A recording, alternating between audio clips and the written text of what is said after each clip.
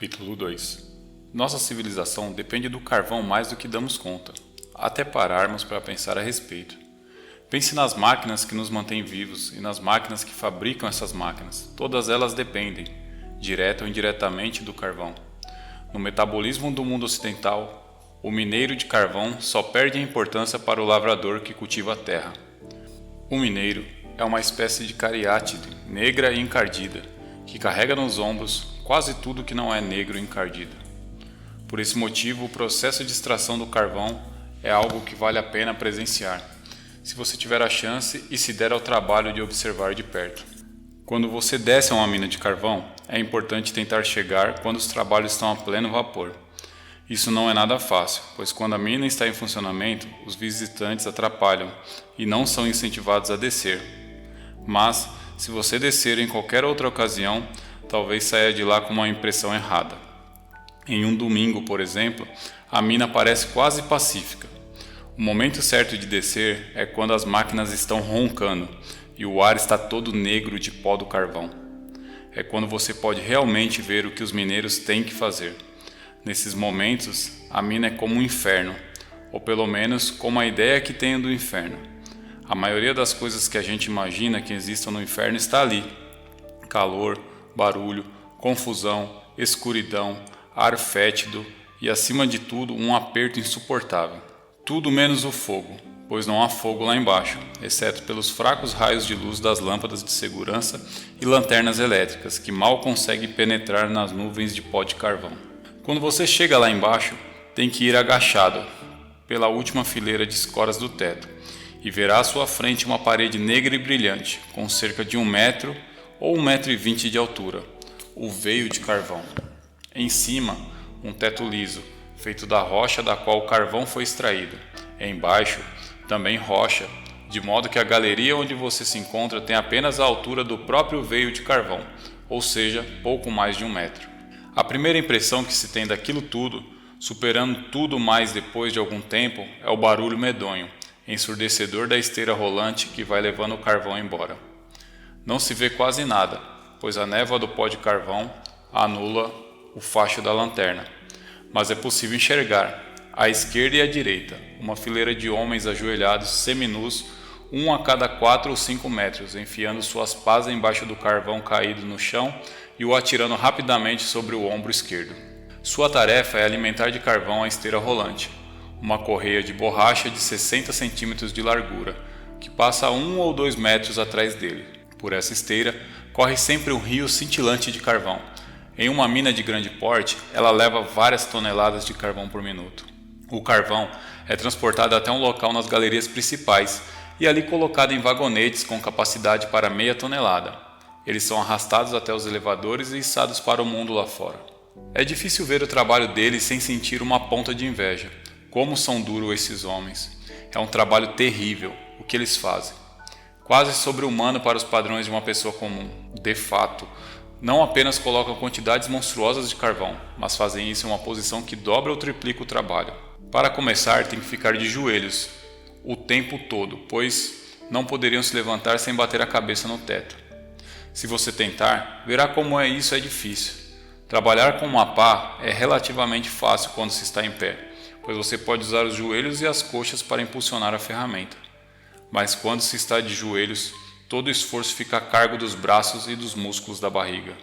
E o restante das condições não facilita nada as coisas. Há o calor, é algo que varia, mas em algumas minas é sufocante. E a poeira de carvão que entope a garganta e as narinas e se acumula nas pálpebras, e ainda o tremor incessante da esteira rolante que naquele espaço confinado mais parece um som de uma metralhadora. Os mineiros, porém, trabalham como se fossem de ferro, e parecem mesmo feitos de ferro. Estátuas de ferro batido em um martelo, sob a camada inteiriça de pó de carvão que se cola a eles da cabeça aos pés. Apenas quando vemos essa cena lá embaixo, na mina, notamos como são incríveis esses homens. Eles são em sua maioria baixinhos. Os altos estão em desvantagem nesse trabalho, mas quase todos têm um corpo com compleição nobre. Ombros largos que vão se afinando até a cintura e ágil, nádegas pequenas e bem pronunciadas, e coxas rijas, sem excesso de carne em parte alguma. Nas minas mais quentes, usam apenas um calção de tecido fino, tamancos e joelheiras.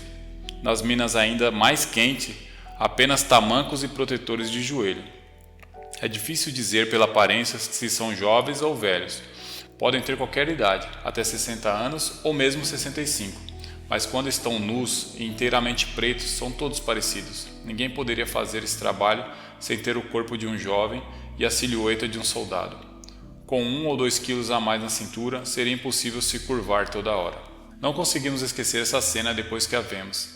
Aquela fileira de figuras curvadas, ajoelhadas inteiramente cobertas de fuligem preta, enfiando suas enormes pás embaixo do carvão, com uma força e uma velocidade incrível.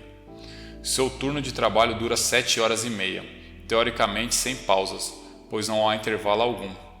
Eles conseguem roubar 1/4 de hora ou algo assim em algum momento do turno, para comer o que trouxeram consigo. Em geral, um pedaço de pão lambuzado com gordura de carne frita e uma garrafa de chá frio.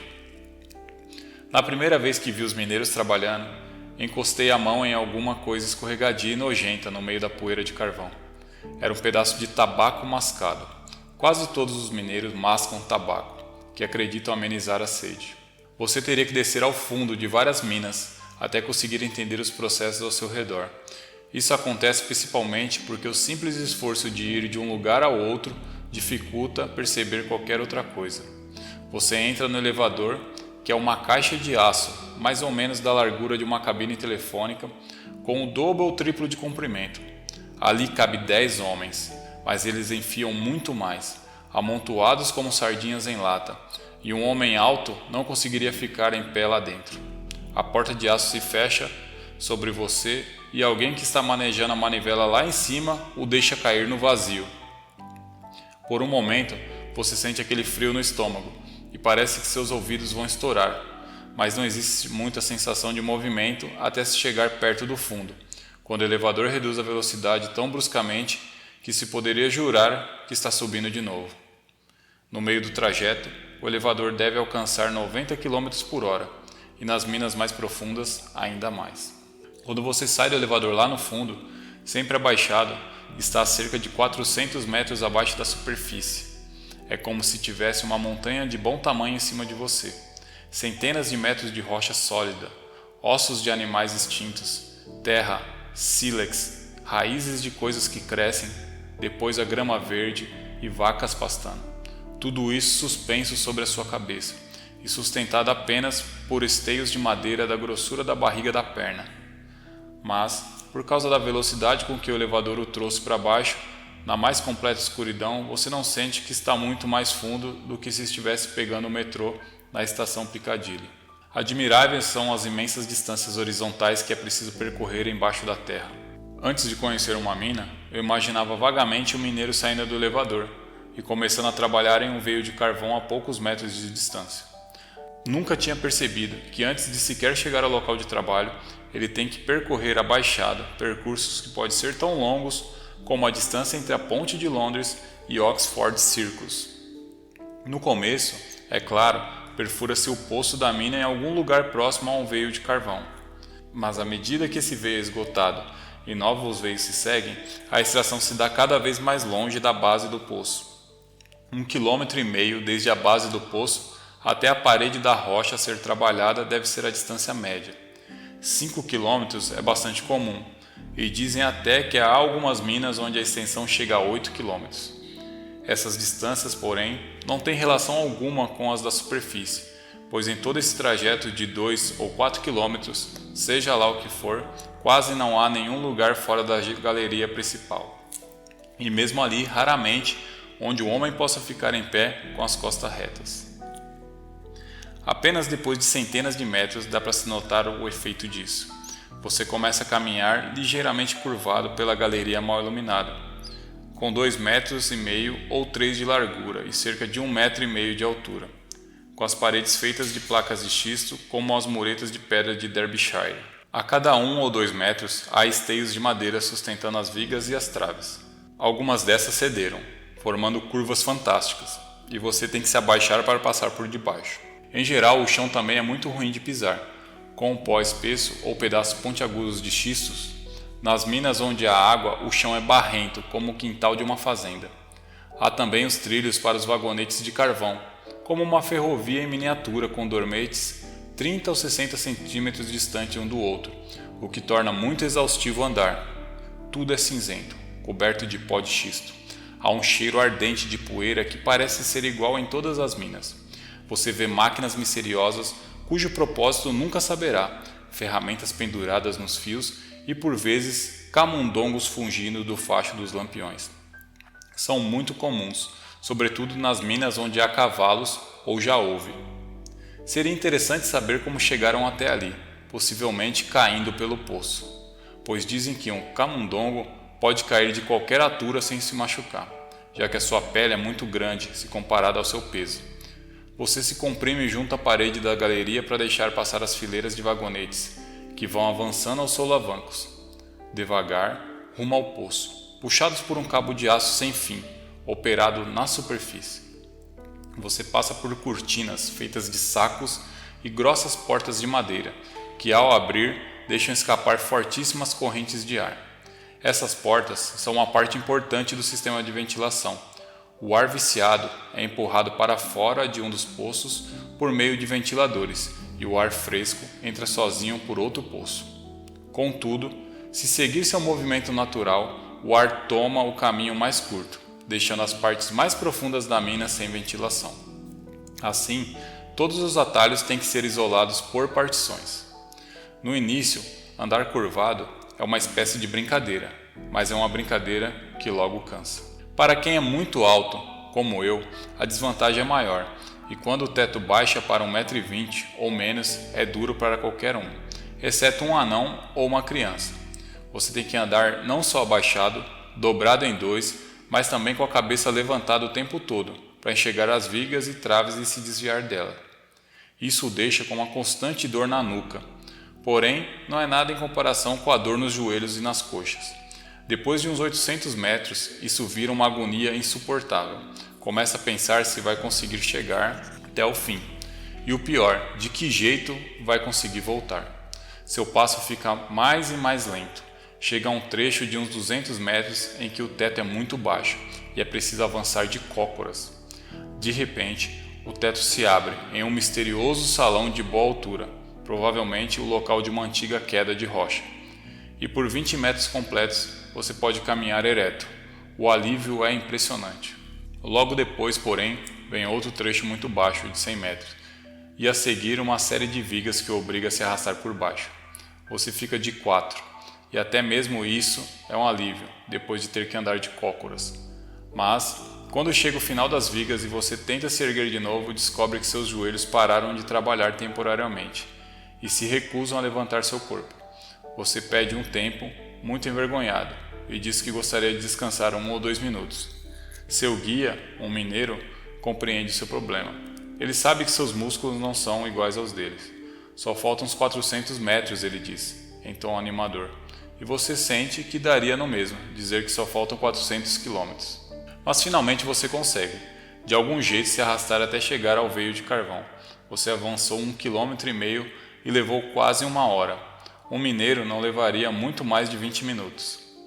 Depois de chegar, terá que se esparramar no chão, em cima do pó de carvão, por vários minutos, para recuperar a força antes de sequer conseguir observar o trabalho que está sendo feito com alguma inteligência. Como você está cansado, a volta é bem pior do que a ida, sem falar que se tem uma ligeira subida para retornar. Você passa pelos trechos de teto mais baixo com a velocidade de uma tartaruga, e já não tem vergonha de pedir uma pausa quando seus joelhos não aguentam mais. Até a lanterna que você carrega atrapalha, pode cair no chão quando você tropeçar, e se for uma lanterna de segurança, vai se apagar. Desviar-se das vigas se torna um esforço cada vez maior, e às vezes esquecemos de abaixar a cabeça. Se tentar andar de cabeça baixa, como fazem os mineiros, vai bater as costas no teto.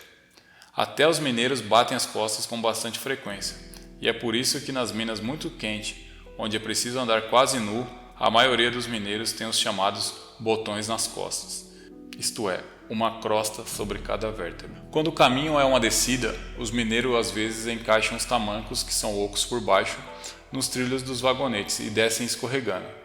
Nas minas onde o percurso é muito difícil, todos os mineiros levam bastões de cerca de 75 cm de comprimento, ocos, debaixo do punho. Nos lugares normais se caminha com a mão em cima do bastão, e nos locais mais baixos se enfia a mão nessa reentrância oca. Esses bastões são uma grande ajuda. Tem também o capacete de madeira anti-choque, que é um presente dos deuses. Parece um capacete de aço francês ou italiano, mas é feito com um tipo de cortiça muito leve e tão forte que se pode levar um violento golpe na cabeça sem nem sentir.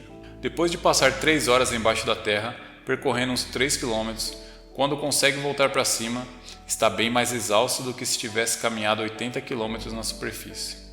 Por uma semana inteira, suas coxas ficam tão rígidas que descer uma escada é uma proeza. E tanto, a gente tem que descer de lado, sem dobrar os joelhos. Seus amigos mineiros notam que você está andando duro e começam a zombar. E aí, achou bom trabalhar lá embaixo na mina? E até mesmo um mineiro que passa muito tempo longe do trabalho, por causa de uma doença, por exemplo, ao voltar para a mina sofre bastante nos primeiros dias.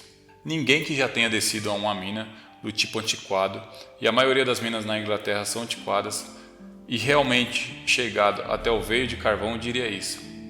Pode parecer, mas não é exagero. O que quero frisar é que falamos desse negócio terrível de ter que andar abaixado no trajeto de ida e volta, o que para uma pessoa normal já é uma tarefa duríssima, e no entanto, ele não é considerado parte do trabalho do mineiro em absoluto.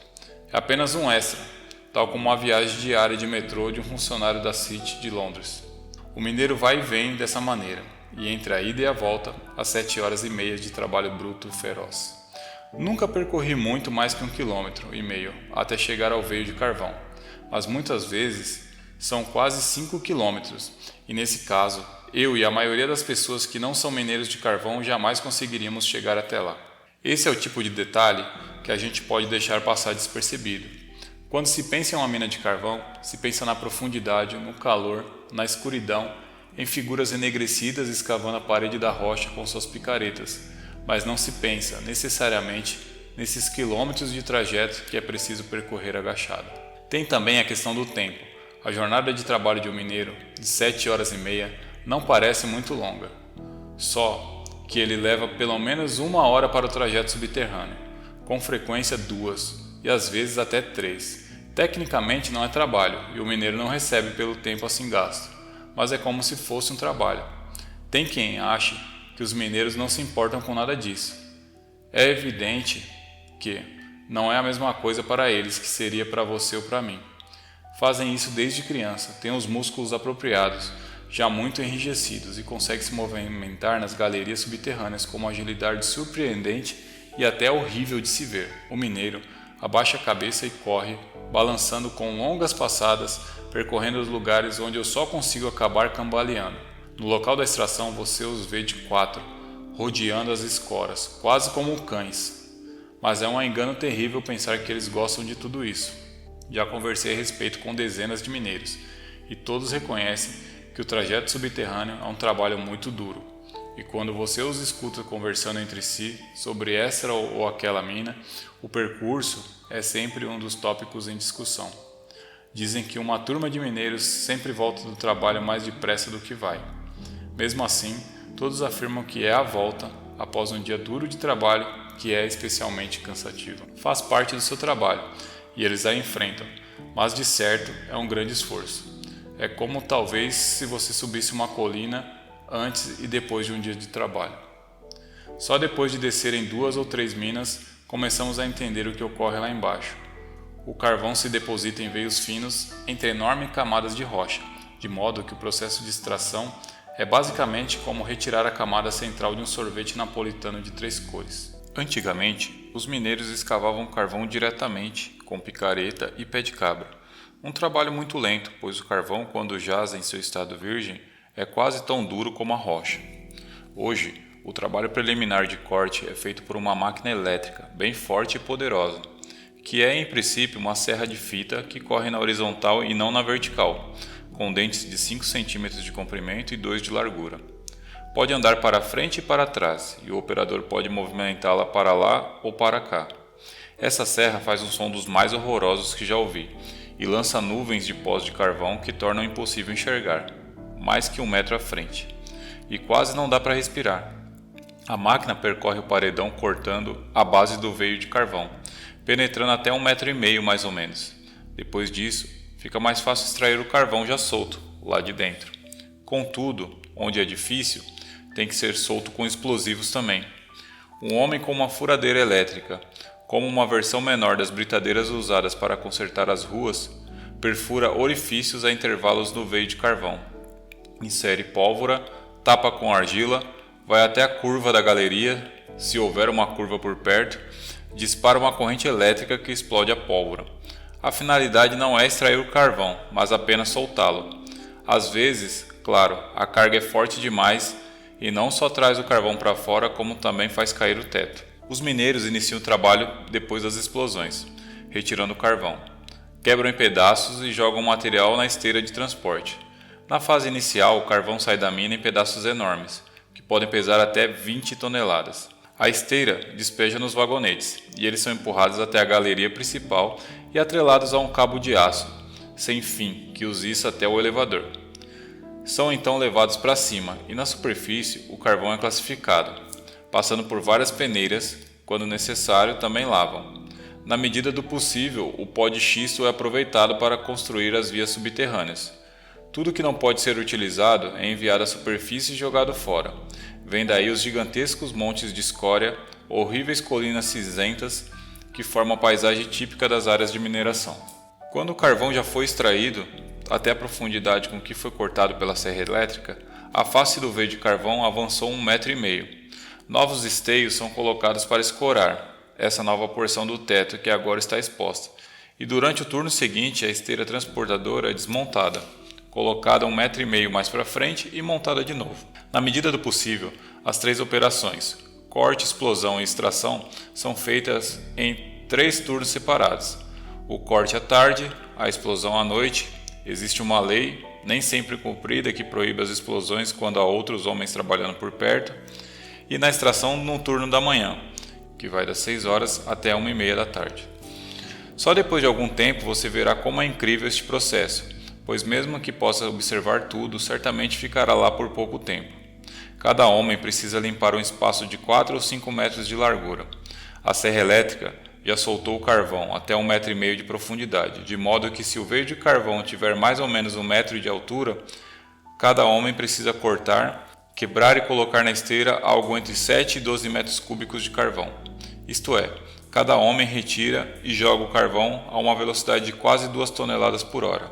Tenho alguma experiência de trabalhar com pá e picareta, o suficiente para entender o que isso significa. Quando vou abrir valetas no meu jardim, se eu escavar 2 toneladas de terra durante uma tarde, sinto que já mereço tomar meu chá. Só que a terra é um material muito tratável comparado com o carvão, e não precisa trabalhar ajoelhado. A 300 metros de profundidade, debaixo do solo, num calor terrível, engolindo poeira de carvão cada vez que respiro. Nem preciso caminhar quase 2 km abaixado, dobrado em 2 antes de começar. O trabalho na mina de carvão estaria tão além da minha capacidade como fazer acrobacias no trapézio ou ganhar o grande prêmio numa corrida de cavalos com obstáculos. Não sou um trabalhador braçal, e por favor, Deus me livre, jamais quero ser. Só que tem alguns tipos de trabalho manual que eu poderia fazer se precisasse. Eu poderia ser razoável como um gari, varrendo as ruas, seria um jardineiro pouco eficiente, ou mesmo um trabalhador rural de 10ª categoria. Entretanto, não há esforço nem treinamento imaginável capaz de me preparar para ser mineiro. Esse trabalho me mataria em poucas semanas. Analisando o trabalho dos mineiros, você nota por um breve instante como são diferentes universos habitados por diferentes pessoas. Os subterrâneos, onde se escava o carvão, são uma espécie de mundo à parte, e é fácil viver toda uma vida sem jamais ouvir falar dele. É quase certo que a maioria das pessoas até prefira não ouvir falar dele. Entretanto, esse mundo é o complemento fundamental do nosso mundo da superfície. Quase tudo o que fazemos, desde tomar um sorvete até atravessar o Atlântico, desde assar um pão até escrever um romance, envolve usar carvão, direta ou indiretamente. Para todas as artes da paz, o carvão é necessário, e se a guerra irrompe, é ainda mais necessário. Em épocas de revolução, o mineiro precisa continuar trabalhando, senão a revolução tem que parar, pois o carvão é essencial tanto para a revolta como para a reação. Seja lá o que for que aconteça na superfície, as pás e picaretas têm que continuar escavando sem trégua, ou fazendo uma pausa de algumas semanas no máximo. para que Hitler possa marchar em passo de ganso, para que o Papa possa denunciar o bolchevismo, para que os fãs de cricket possam assistir o seu campeonato, para que os Nancy Poets possam dar palmadinha nas costas um do outro, o carvão tem que estar disponível. Mas nem sempre temos consciência disso. Todos sabemos que precisamos de carvão, mas raramente nos lembramos de tudo o que está envolvido no processo para se obter o carvão. Aqui estou eu escrevendo, sentado diante da minha confortável lareira a carvão. Estamos em abril, mas ainda preciso de um bom fogo. De 15 em 15 dias, a carroça de carvão para na porta e uns homens de blusão de couro trazem o carvão para dentro de casa em sacos robustos, cheirando a piche, e o despejam no depósito de carvão embaixo da escada. É só, muito raramente, quando eu faço um esforço mental bem definido, que faço a ligação entre esse carvão e o penoso trabalho realizado lá longe, nas minas. É apenas carvão, algo que eu preciso ter, uma coisa negra que chega misteriosamente, vinda de nenhum lugar em especial, como o maná, só que devemos pagar por ele. Seria fácil atravessar de carro todo o norte da Inglaterra sem se lembrar, nem uma só vez, que dezenas de metros abaixo da estrada, os mineiros estão atacando o carvão com suas picaretas. Entretanto, são eles que estão fazendo seu carro andar. O mundo deles lá embaixo, iluminado por suas lâmpadas, é tão necessário para o mundo da superfície, da luz do dia, como a raiz é necessária para a flor. As condições das minas eram bem piores do que hoje, não faz muito tempo. Estão vivas ainda algumas mulheres bem idosas que na juventude trabalhavam nas galerias subterrâneas, com um arreio amarrado na cintura e uma corrente que passava entre as pernas, avançando de joelhos, puxando os vagonetes de carvão, e faziam isso até quando estavam grávidas. E mesmo hoje, se não fosse possível produzir carvão sem mulheres grávidas para arrastá-lo de lá para cá, imagino que deveríamos deixá-las fazer isso, e não nos privar de carvão. Só que a maior parte do tempo gostaríamos de esquecer que elas estão lá embaixo fazendo isso. O mesmo acontece com todos os tipos de trabalho manual. Eles nos mantêm vivos, e nos esquecemos totalmente de sua existência. Talvez mais do que qualquer outro, o mineiro é o típico trabalhador braçal, não apenas porque seu trabalho é tão horrível, mas também porque é tão vital e necessário. Mas ele está tão longe do nosso cotidiano, tão invisível, que acabamos nos esquecendo dele, do mesmo jeito que nem sempre nos lembramos do sangue que corre em nossas veias. Chega a ser até constrangedor ver os mineiros trabalhando. É algo que desperta em você uma reflexão sobre seu status de intelectual e pessoa que se considera superior. Pelo menos, enquanto observa, fica evidente que é só por causa dos mineiros que suam e botam os bofes para fora que as pessoas superiores podem continuar superiores. Você, eu, o editor do suplemento literário do Times, os Nancy Poets, o arcebispo de Canterbury e o camarada X, autor de Marxismo para Crianças, todos nós, sem dúvida nenhuma, devemos um nível relativamente decente da nossa vida aos pobres coitados lá no subsolo, enegrecido até os olhos, com a garganta entupida de pó de carvão, manuseando a pá com músculos de aço nos braços e no ventre. Fim do 2º capítulo.